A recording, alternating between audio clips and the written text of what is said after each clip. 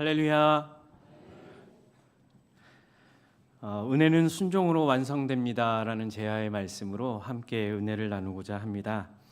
올 여름 특별히 우리 수유동 교회 여름 성경학교 그리고 여름 수련회는 마치 하나님께서 우리를 저와 여러분을 부르신 특별한 초대장과 같은 그런 시간이었다라고 생각을 해봅니다. 뜨거운 햇볕 아래 때로는 또 비가 올지라도 비 오는 가운데 물놀이를 하는 우리 다음 세대를 보니까 너무 해맑게 또 재밌게 노는 것들을 보면서 이렇게 하나님의 주신 자연 안에서 또 계절을 통해서 말씀을 배우고 함께 웃고 또한 때로는 조용히 눈물을 흘려가며 기도했던 그 순간들이 하나둘씩 떠오르는 것 같습니다. 혹시 여러분도 그런 시간을 다 함께 기억하고 계시는지요? 어떤 선생님은 이렇게 고백하시는 걸 들었습니다. 이번 성경학교는요, 마치 하늘문이 열린 것 같아요. 하늘문이 열렸다는 의미는 크게 두 가지입니다. 비가 너무 많이 와서 열렸다는 느낌이 있을 수도 있고, 또 하나는 성령 하나님께서 하늘문을 열어주셔서 아이들과 함께 손을 잡고 기도하는데 마음이 흔들렸다, 마음이 뜨거워졌다 이렇게 고백하시는 분도 있었습니다. 또 어떤 친구는 저는 이번 수련회 성경학교를 통해서 하나님이 정말 살아계셔요 라고 고백하는 친구도 만나보았습니다. 또 어떤 친구는 기대하지 않고 그냥 갔어요. 그런데 하나님께서 찬양 가운데 역사하시고 찬양 가운데 들려주시는 음성을 들었던 것 같아요 라고 친히 그렇게 고백하는 중고등부 학생들의 이야기도 들었습니다. 그런데 이 이야기는 좀 못 들어본 것 같아요. 목사님, 저는 여름 성경학교가요 끝나지 않았으면 좋겠어요 라고 하는 친구들은 제가 만나보지 못한 것 같아요. 그런데요, 이런 고백의 이야기들을 들으면서 제가 들었던 생각은 이것이었습니다. 맞다. 이번 여름 수련회를 통해서 작년도 그랬고 재작년도 그랬고 똑같이 수련회를 하고 성경학교를 했지만 특별히 올해는 하나님께서 더 가까이 우리 다음 세대를 만나주셨고 또 우리 다음 세대 선생님들과 각 부서들 함께 해주셨구나라는 생각을 해보았습니다.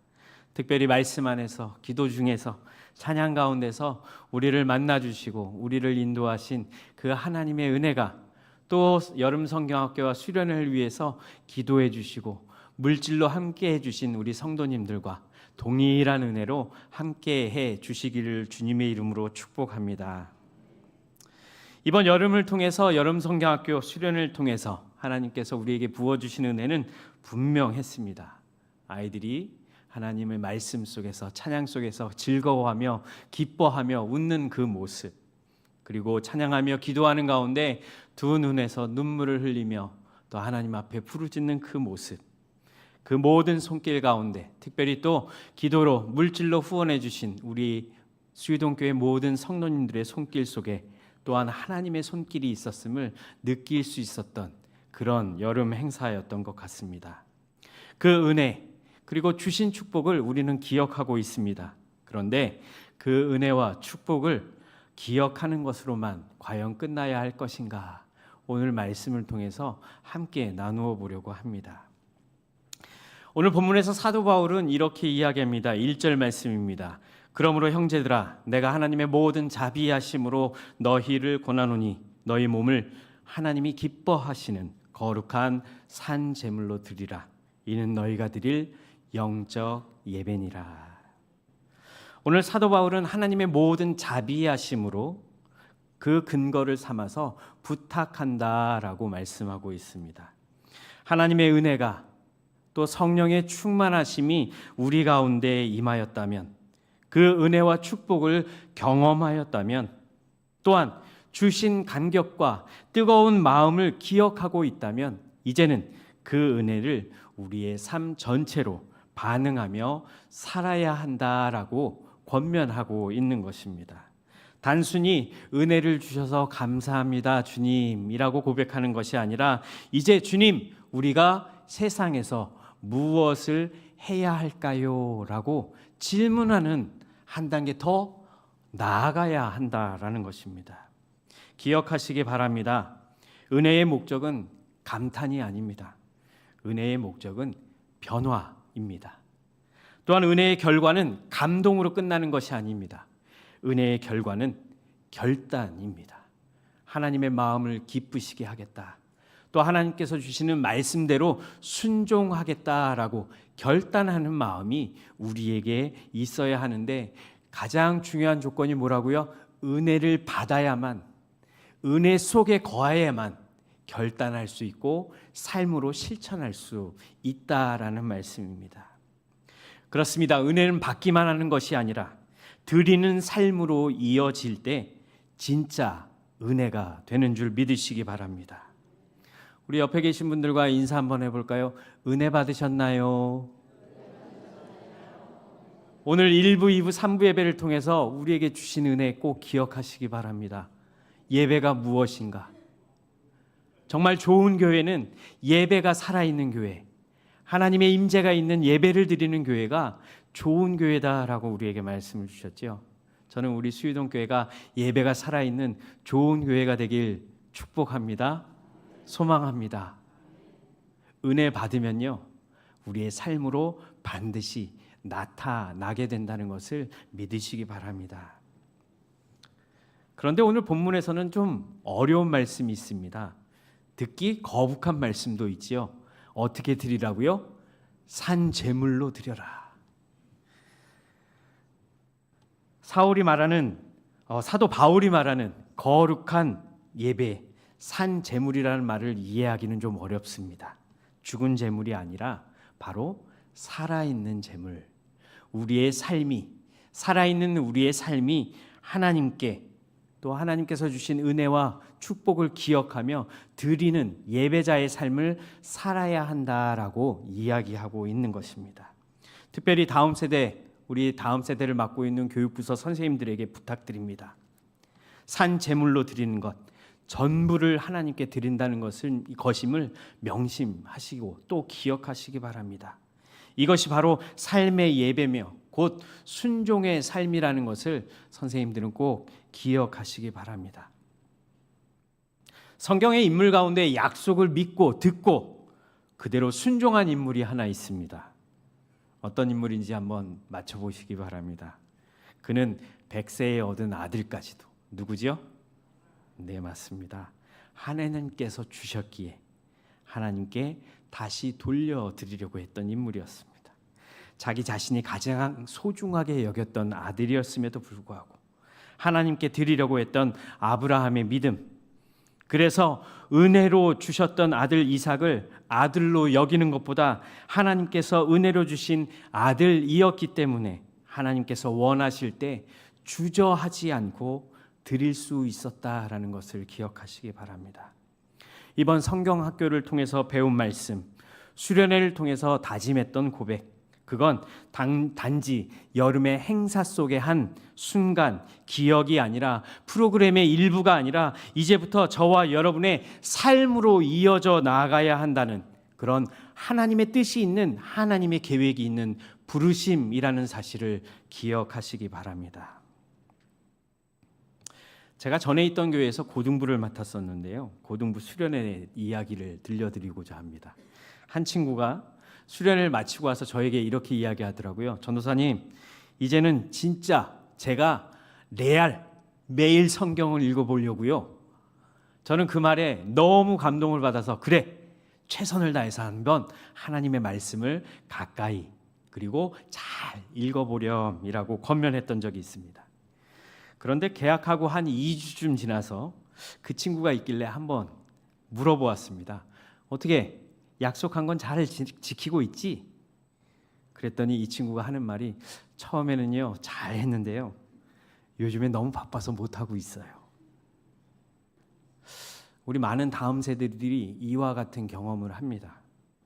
은혜는 있었지만 순종이 지속될 수 없는, 학업 때문에 지속할 수 없고요, 개인적인 이유와 문제 때문에, 상황 때문에 지속할 수 없는 경우들이 종종 있습니다.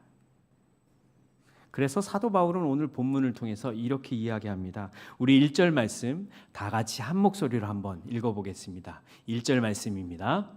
그러므로 형제들아, 내가 하나님의 모든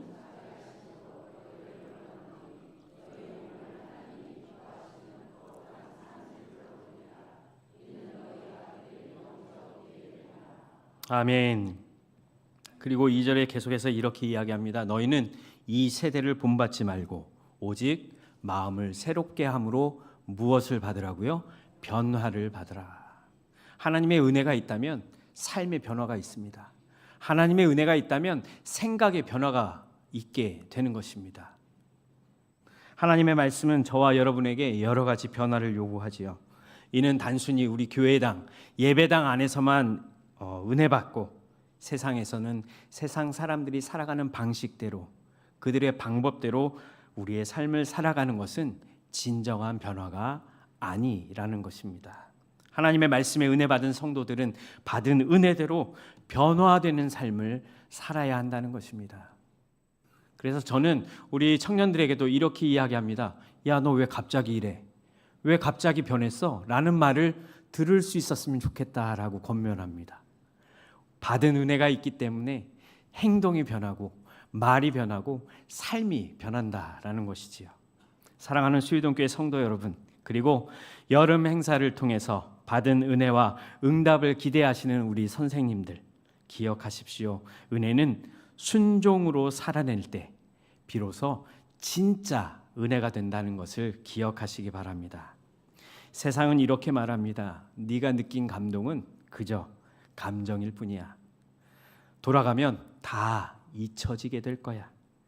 삶은 원래 그런 거야. 하나님은 교회당 안에, 예배당 안에만 계셔라고 세상은 말합니다. 하지만 우리는 분명히 알지요. 하나님은 이번 여름 수련회를 또 성경학교를 통해서 저와 여러분을 진짜 만나 주셨습니다. 우리 다음 세대를 위해 기도하시는 우리 성도님들도 마찬가지실 겁니다. 기도하신 만큼 하나님이 역사하시는데요. 비가 그치는 역사가 일어납니다. 구름이 걷히고 햇빛이 비치는 역사가 일어났습니다. 여러분들의 기도가 있기 때문에 하나님께서 구름까지도 비까지도 옮겨 가시게 하나님은 역사하신 것입니다. 이번 수련을 통해서 하나님은 분명히 살아계심을 저와 여러분에게 보여주셨습니다. 그리고 이제 하나님은 저와 여러분에게 이렇게 말씀하시지요. 그래, 너희가 받은 그 은혜 삶으로 옮기자. 그 자리에서 나를 따라오렴. 오늘은 여름 행사 보고 예배로 드리고 있습니다. 우리는 보고하지요. 주님, 우리 어린아이들이, 우리 다음 세대들이 이렇게 하나님의 말씀을 배웠고 이렇게 찬양했고 이렇게 기도했고 이렇게 즐거운 시간을 보냈습니다. 우리 교사들이 수고했고 눈물을 흘리며 이 다음 세대를 위해 품고 기도하였습니다. 그런데 여러분, 오늘 이 보고 예배는 마침표가 아니라 쉼표입니다. 뭐라고요? 마침표가 아니라 쉼표입니다.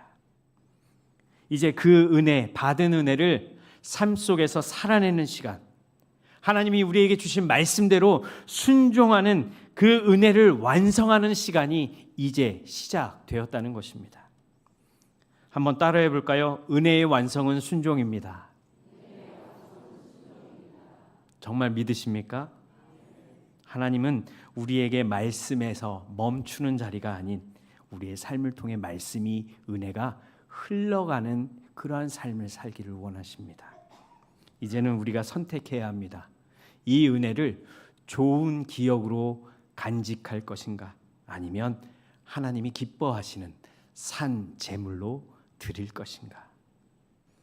사랑하는 수유동교회 성도 여러분, 그리고 우리 선생님들, 로마서 12장 오늘 본문의 말씀처럼 우리는 이제 교회의 건물 안에서의 삶이 아니라 삶 속에서 산 제물로 드리는 예배자의 삶을 살아야 할 것입니다.